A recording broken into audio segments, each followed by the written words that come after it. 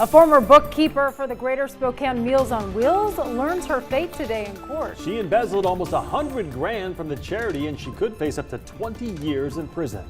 We know very little on vaping, and I think that's the challenge. Vaping's been around for years, so why are we seeing a spike in vaping-related illnesses now? We took that question to local health experts. Good evening and thank you for joining us. I'm Mark Hanrahan. Great to have you with us. I'm Jane McCarthy. The longtime bookkeeper for Greater Spokane Meals on Wheels will spend the next 3 years behind bars. That's for embezzling nearly $90,000 from that organization. Prosecutors say Michelle Farrell used the money to pay for things like her utility bills and mortgage. KREM 2's Amanda Rowley is live at the Spokane County Courthouse tonight with reaction to the sentence. Amanda?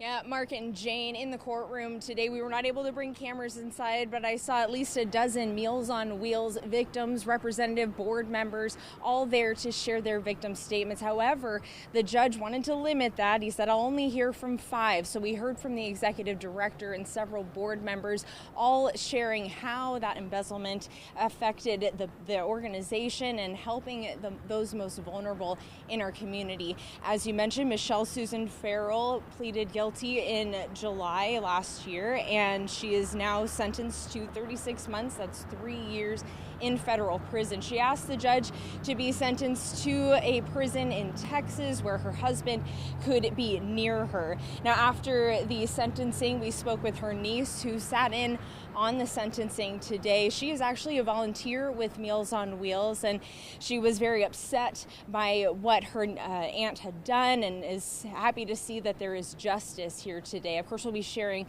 some emotional reaction from her later tonight. We'll send it back to you. Amanda Rowley live at the Spokane County Courthouse. Thank you, Amanda. Meantime, the Department of Health is investigating 3 possible cases of vaping-related illness right here in Spokane County. This just 1 day after the first confirmed case in Washington was announced. Vaping illness has become a nationwide problem. Even though it's been around for years, vaping has. So why does it seem like we're just hearing about these illnesses? KREM 2's Shayna Walltower brought that question to health experts. Yeah, the biggest difference is the amount of research that's been done. With cigarettes, you've got 30 plus years, but then with vaping, you only have about 15. That leaves a lot more room for study on causes and symptoms. We know very little on vaping, and I think that's the challenge. People have been vaping for a while, but doctors are really just now starting to connect this with an illness. It's years of research that make quite the difference.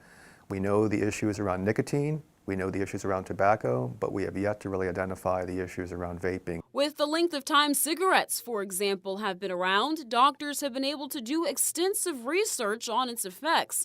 But vaping hasn't given them that much time. Another complication is the number of individual vaping products.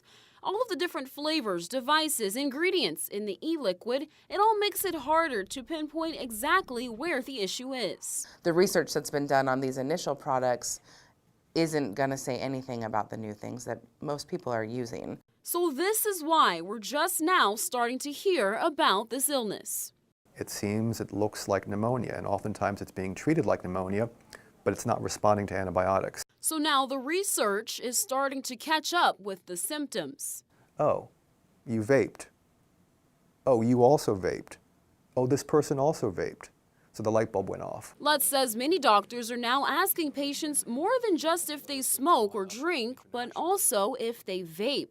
He says that will help doctors continue to pinpoint exactly what's causing the illness. And it just takes, again, some astute physicians, astute providers to put those 2 and 2 together and get 4. But this also means you'll have to be honest with your doctor if you do have a vaping history. In Spokane, Shayna Walltower, KREM 2 News.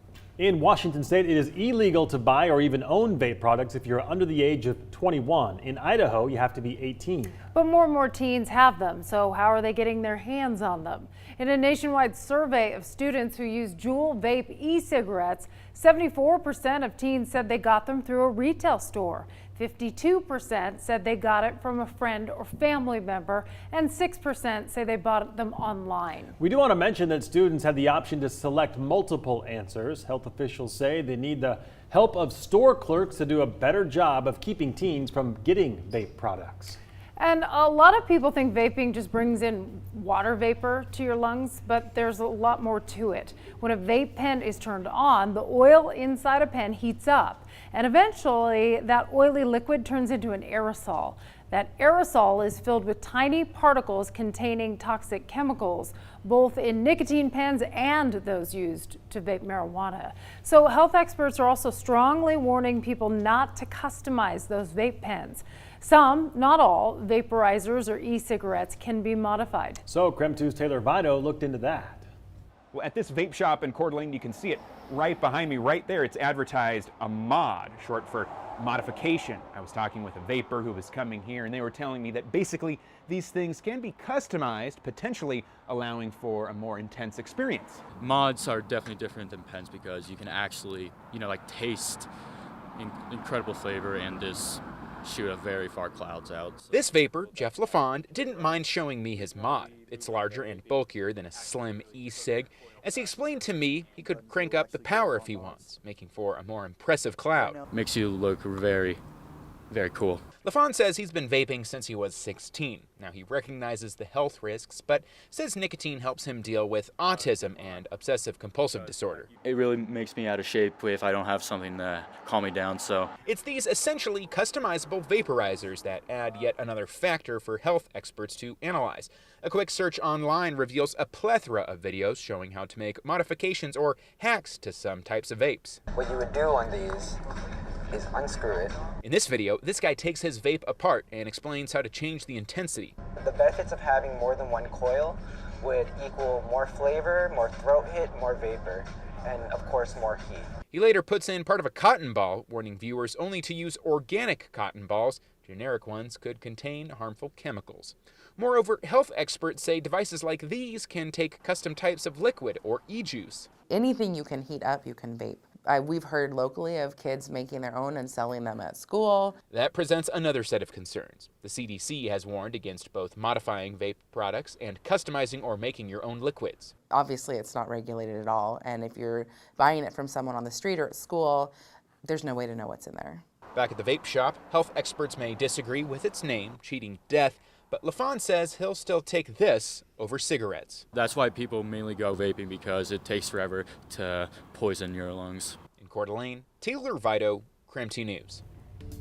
Switching gears now, your friendly neighborhood chief meteorologist is back in town. Tom There he Sherry is. in the Weather Center tracking sunny skies. Hi, Tom. Hi, everybody. Great to be back. Let's talk about it. What a beautiful day we have, right? Mostly clear skies, 75 degrees. That's the current temperature. Barometric pressure, as you can see right now, is at 30.10. Winds are calm. When you look at the satellite and radar picture, we've got some changes to talk about. We've got a weak frontal system that's going to move through tomorrow morning. Could actually even give us a little bit of rain shower activity, but it would just be very brief Friday morning. But I do think we're going to see increasing clouds throughout your Friday. Right now, the rain is mostly in British Columbia and also in northwestern Washington, up around the Bellingham area. Seattle is even dry right now. We'll look for increasing clouds becoming mostly cloudy later this evening and overnight. 54 the expected low, 73 the high tomorrow. Could see a passing shower tomorrow around 8 o'clock in the morning, say between 8 and 10 in the morning, and then it will dry out. For Saturday, I've got the best looking day being Saturday, 72. Sunday, look for increasing clouds, a chance of rain developing in the afternoon. Certainly rain Sunday night, lingering into Monday. Next week, temperatures may only be in the 60s. I'll talk more about that with a look at your 7-day forecast coming right up. All right, Tom, thank you very much. Meantime, 10 presidential hopefuls are taking the stage right now for the third Democratic debate in Houston. But this time, the candidates are all meeting at once instead of splitting it over 2 nights. Healthcare, immigration, gun violence, and more were hot topics during previous debates. So we can expect those issues to take the forefront in tonight's debate as well. Lawmakers took a big step today into the possible impeachment of President Donald Trump. The House Judiciary Committee passed a resolution that sets guidelines for future impeachment investigation hearings. So this allows the committee to empower staff to question witnesses and allows the President's Counsel to officially respond to testimony.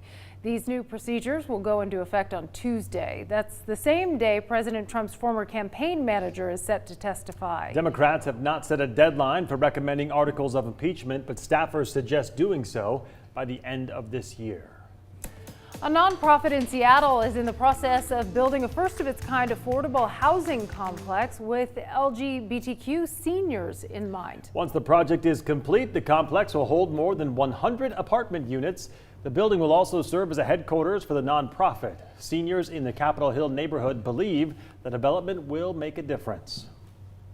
Having a center like that sort of celebrates our existence, but it's so important is to have people who not only see you, but they understand you. Nonprofit organizers plan to break ground next year and have the building up and running in the year 2022.